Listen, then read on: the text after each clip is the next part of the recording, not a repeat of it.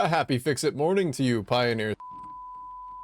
Did you know that you specifically are our most esteemed pioneer? It's true. We see you out there collecting resources for the company, not afraid to get your hands a little dirty. Those indigenous life forms are clearly withholding valuable alien technology from you, and more importantly, from us. And at the end of all of that resource reappropriation, your inventory will probably look something like this.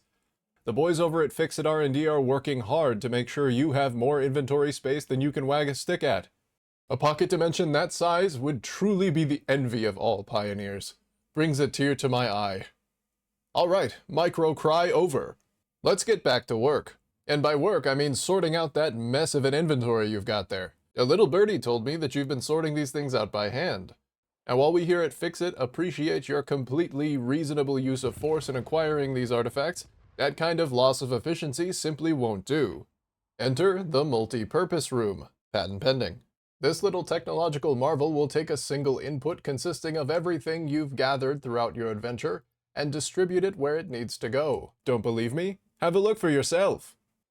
Every material transported here by train ends up entering the facility right here. Before we continue with the tour, I would like to draw your attention to the single conveyor belt which spans the length of the building. This belt will carry all of the materials, whether they're trash or treasure, through the entirety of the multipurpose room, splitting them off into their respective sections only when needed.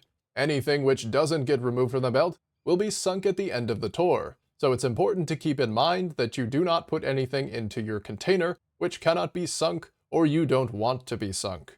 These include, but are not limited to, Fix-It coupons, your Fix-It contract, and lizard doggos. Now that you know how the building works in general, let's get into some specifics. Starting with biofuel processing, here's where the majority of your wood and your leaves become liquid biofuel. Some of it is retained as solid biofuel for use with a chainsaw, and a small amount of biomass is combined with any mycelia to produce fabric. Next, we move on to protein processing, where all of those pesky alien bits you have clogging up your inventory are turned into raw alien DNA, which can be studied by our scientists.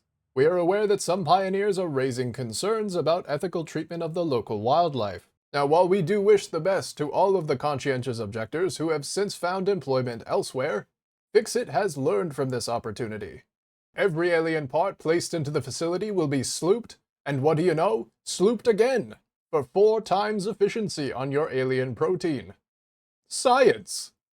And finally, we arrive at Power Shard production, where we sloop all of your slugs into shards. Try saying that 5 times fast. This last section also serves a few additional purposes. Firstly, it's food storage. Since medicinal inhalers cannot be automated, all of these food items are simply stored in dimensional depots for use with an equipment workshop when needed. We've also got some fail-safes just in case you accidentally dump a Mercer Sphere or a Summer Sloop into your trash. You wouldn't want those valuable alien artifacts coming out of your paycheck. And as mentioned before, this is where all of the remaining inputs are converted into Fix-It coupons which can be redeemed at the adjacent Awesome Shop for all of your favorite Awesome Shop goods. Like this one. Fix-It would like to remind you that any loss of efficiency due to time spent viewing training materials will be deducted from your daily micro break allowance. Thanks for viewing, and have an efficient day.